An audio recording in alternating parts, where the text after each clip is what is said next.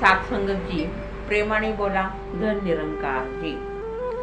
आपण पाहतो की मानवी जीवनामध्ये प्रेम कसं असावं, तर ज्यावेळेला आपण हे जग सोडून जाऊ त्यावेळेला कमीत कमी दोन माणसांनी तरी मनापासून रडावं असं प्रेम असावं.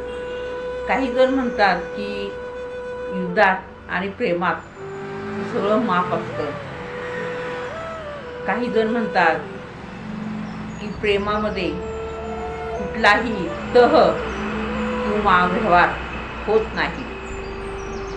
आता प्रत्येकाच्या बाबतीत प्रत्येकाचं प्रेम कसं असतं हे ज्याचं त्यानं अवलोकन केलेलं बरं.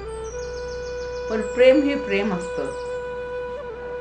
प्रेमाची व्याख्या ही ज्याच्या त्याच्या जीवनात वेगवेगळी ठरते. पण सर्रासपणे प्रेमाचे प्रकार असे मानले जातात. प्रेयशी, प्रियकर हे प्रेम, आई मुलगा मुलगी, पती पत्नी, आजी आजोबा, नातवंड, बहीण भाऊ, वेगवेगळे प्रकार आहेत. पण असं मोजमाप लावता येतं का की आपण एक ठोकताळा म्हणून म्हणतो की आई आणि मुलाचं प्रेम हे जगामध्ये सर्वश्रेष्ठ आहे. कारण लहानपणापासूनच आई मुलावरती निस्वार्थपणे प्रेम करत असते की ज्या वेळेला त्या मुलाला माहीत नसतं त्याची आई कोण आहे, की त्याची काळजी घेणारी कोण आहे, यावरून ही व्याख्या कदाचित ठरली असेल. म्हातारपणामध्ये तोच मुलगा आईला सांभाळत नाही त्यावेळेला समाज सगळ्यांना नावं ठेवतो. मग तिथं लोकांना असं वाटतं की बाबा ह्या उपकाराची जाणीव या मुलांनी अशा पद्धतीनं फेडली. म्हणजे कोटी कन्यापुत्र होती जे सात्विक तयाचा हारिक, हे चांगले नाही जन्माला आली मुलं, अशी प्रेमाची व्याख्या बदलत जाते. काय होतं, एक दाशी छोटंसं उदाहरण ठेवते. एकदा काय झालं की दुपारी मुलगा उन्हात खेळत होता आणि खेळता खेळता आई म्हणते मुलाला, अरे राजा बाबा घरात खेळ, बाहेर खूप ऊन पडले. मुलगा म्हणतो जा, मी बाहेरच खेळणार. थोड्या वेळानं आई पुन्हा बाहेर येते, अरे बाबा घरात ये, ऊन खूप पडले. नाही, मी बाहेरच खेळणार. तिसऱ्यांदा आई येते, बाहेर अजून आहेस, घरात आलं नाहीस, मुडद्या. पोरग म्हणतं मी बाहेरच खेळणार. आई म्हणते जा तिकडं मर. मर म्हणजे प्रत्यक्ष मर असं नसतं, तर ती काळजीपोटी म्हणते. आणि तो शब्द जर एखाद्या माणसाने तेवढाच ऐकला तर जगभर लगेच गोंधळ. काय स्वतःच्या पोटच्या पोराला आई म्हणते जाऊन तिकडेच मर. पण तोच मुलगा ज्या वेळेला शाळेतून घरी येतो, काय घेऊन येतो तो? दप्तर, रिकामा डबा, काय नसतं. तरी पण घरामध्ये सगळं छान चाललेलं असतं. टी व्ही आहे, नवरा बायकोच्या गप्पा आहेत, इकडं तिकडं. पण आईचं लक्ष सगळं मुलगा शाळेतून कधी येतोय त्याकडं लागलेलं असतं. आल्याबरोबर ती त्याच्या पट्टी घेते, जवळ घेते. काही मुलांनी गाठोडे आणलेलं नसतं, पैसा पाणी घेऊन आलेलं नसतं. हे प्रेम असतं. आता श्रीकृष्णाचं आणि गोपिकांचं प्रेम तर सगळ्या जगामध्ये आजरामर आहे. ज्यावेळेला वासुदेव श्रीकृष्ण तिथून निघून जातात आणि निघून गेल्यानंतर मथुरेमध्ये श्रीकृष्णाला प्रेम करणारे गवळणी, गोपिका, यशोदा, नंदलाल, जीवापाड प्रेम करणारी सगळी व्यक्ती होत्या. आणि ज्या वेळेला मग श्रीकृष्ण द्वारकेला निघून जातात त्यावेळेला एक दिवस एका दगडावरती श्रीकृष्ण बसलेले असतात, रडत असतात. त्यावेळेला तिथं त्यांचा मित्र उद्धव येतो आणि म्हणतो काय रडता देवा? नाही म्हणले आज खूप मला गोकुळची आठवण येते, गोपिकांची आठवण येते, यशोदा मैयाची आठवण येते. मग बुद्ध म्हणतो मी जाऊ का गोकुळात, काय सांगू तुमचा निरोप. श्रीकृष्ण म्हणतात काहीच बोलत नाहीत. ते म्हणतात फक्त माझा एवढाच निरोप आहे की त्यांच्या आठवणीनं मी जर एवढा व्याकुळ झालेलो आहे तर माझी आठवण त्यांना यायला नको, असं काहीतरी व्हायला पाहिजे. कारण प्रेमातली आठवण किती त्रासदायक असते हे त्यावेळेला कृष्ण महाराजांना उमगलेलं असतं. उद्धव तिथं जातो आणि म्हणतो मी द्वारकेतून कृष्णाचा निरोप घेऊन आले. सगळीजण द्वारकेतली लोक तिथं येऊन त्याच्या पाया पडतात.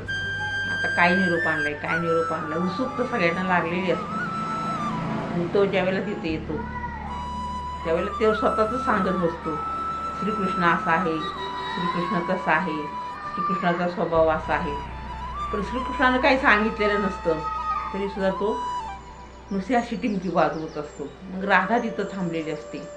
राधा हुशार असते, तिला खूप वेळ झालं हे भजन कीर्तन त्याचं आवडत नाही. आणि राधा म्हणते काय लावले मकापासून, देव काय म्हटला ते आहे का तुमच्याकडे उत्तर त्याचं.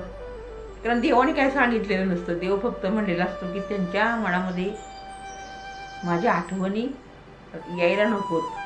आता ह्या आठवणीला काय कुणी काय करू शकतं का. हा शाना गेलेला असतो की त्याच्यातून त्याला मोठं व्हायचं असतं, गोकुळवासियांची मनं जिंकायची असतात. तेवढ्यात एक भुंगा येतो आणि काळा भुंगा राधेच्या पायाजवळ आलेला असतो. राधा त्या भुंग्याला झटकते आणि म्हणते हा असा जसा काळा भुंगा आला नाही चावायला तसाच तो काळ्या पण होता, आम्हाला सगळ्याला वेळ लावून गेला, बसलाय आता तिकडं राजा होऊन. तो काळ्या आता आमच्या मनात काही राहिलेला नाही. काळ्याचा आम्हाला आता खूप राग येतो. पण ज्या वेळेला ती राधा अशी म्हणत असते, शिव्या देत असते, त्यावेळेला खरं प्रेम जे असतं ते अधिक उफाळून येत असतं. पण येण्याचा मार्ग वेगळा आहे, दाखवण्याचा मार्ग वेगळा आहे. म्हणजे जी माणसं आपल्या मनामध्ये खूप प्रेमानं बसलेली असतात तीच लोक आपल्याला खूप आठवत राहतात. आणि मग राधा म्हणते की तो तिथं निवांत राहिलाय, त्याला आमची आठवण येत नाही आणि आमचा काही निरोप विचारताय तुम्ही काय घेऊन जाऊ, तर त्याला सांगा तू जर तिकडं निवांत राहा, आमची काही आठवण काढू नको. ॲटोमॅटिकली श्रीकृष्णाचं काम झालेलं असतं. पण अजून द्वारकाधीशाला ह्या लोकांची आठवण येत राहते. असे प्रेमाचे अनेक प्रकार आहेत की जे प्रकार काही माणसं रागवतात आपल्यावरती. आपल्याला वाटतं तो माझ्यावर रागवला आणि त्याचं माझ्यावर प्रेम नाही. पण रागवणारी माणसं सुद्धा खरं प्रेम करत असतात. जगामध्ये स्वार्थी, लबाड, ढोंगी ही तात्पुरती प्रेम करणारी मंडळी आपल्याला ओळखता आली पाहिजे. त्यांच्यापासून 4 हात लांब राहता आलं पाहिजे. आणि असंच प्रेम निस्वार्थी आपण आपल्या गुरुवरती करायला शिकलं पाहिजे. कारण जगामध्ये अशी एक शक्ती आहे की मनापासून जो प्रेम करतो तो गुरु असतो. देवाला आपण काहीही मागतो पण गुरु काही मागू देत नाही. मनाने गुरुला कळत राहतं की आपल्या शिष्याला काय हवंय काय नको आणि वेळेस त्याला हे दिलं पाहिजे. तुकाराम महाराज सुद्धा म्हणतात सद्गुरू राये कृपा मज केली तरी नाही घडली सेवा काही.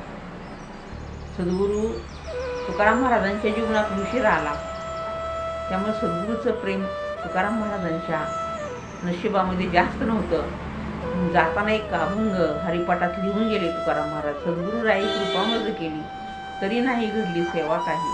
म्हणजे तुकाराम महाराज म्हणतात की ह्या जन्मात मला सद्गुरू तुमची सेवा जास्त करता आली नाही, पण पुढचा जन्म जर मला चुकून आला, आम्हाला पुनरपी जननम पुनरपी मरणम नकोय, कंटाळा आला आम्हाला, तरी पण चुकून जर आम्हाला आला तर मी फक्त सद्गुरूची सेवा करेन आणि सद्गुरूच्या प्रेमासाठी वाटेल ते करीन.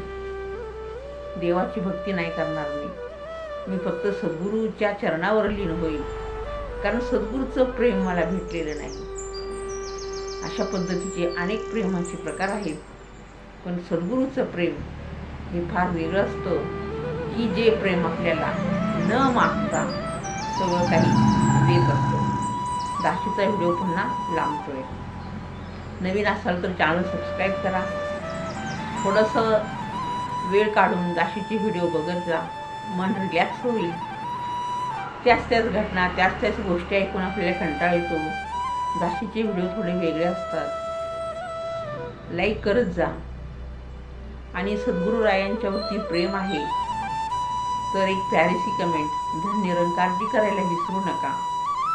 दाशीला खूप त्रास होतो व्हिडिओ बनवताना. त्रास म्हणजे कामातून वेळ भेटत नाही तरी दाशी तुमच्यासाठी वेळ काढत असते.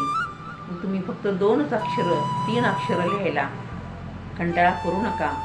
सद्गुरूची कृपा तुमच्यावर झाल्याशिवाय राहणार नाही. प्रेम काय असतं? प्रेमाने बोला, प्रेमाने बोला.